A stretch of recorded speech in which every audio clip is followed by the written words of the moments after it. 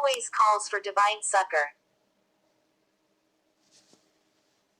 Ultimately, even though the human being has been given free choice, his perfection and salvation rest in seeking the infinite mercy of God.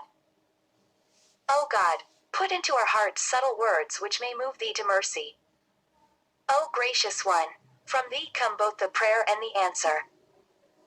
From thee security, from thee also dread. If we have spoken faultily, do thou correct it. Thou art the corrector, O thou who art the Sultan of speech. Thou hast the alchemy whereby thou mayest transmute it.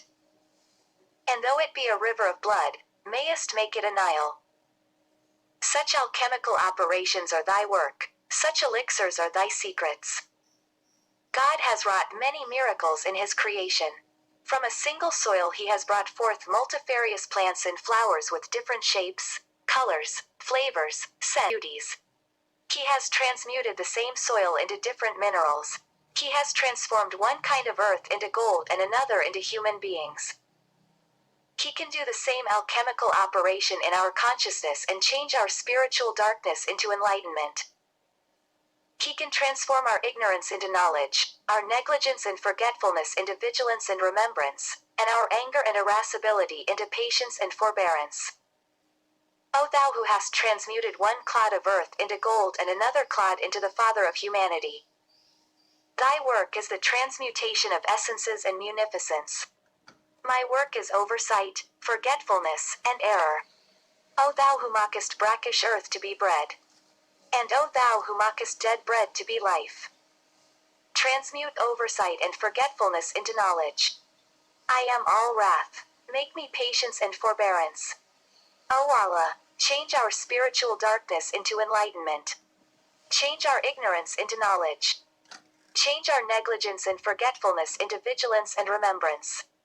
Since both prayers or invocation and their response come from him, the servant should only resort to him and him alone.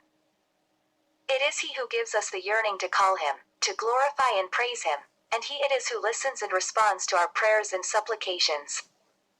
In the true prayer or invocation, the servant is totally lost in him, and he alone remains as the invoker and the invoked. To whom but thee should thy servant lift his hand? Both the prayer and the answer are from thee. Thou at first givest the desire for prayer, and thou at last givest likewise the recompense. Thou art the first and the last, and we between are nothing, a nothing that does not come into expression.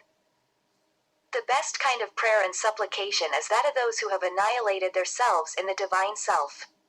In such a station he is both the invoker and the invoked. Both the prayer and its answer proceed from him.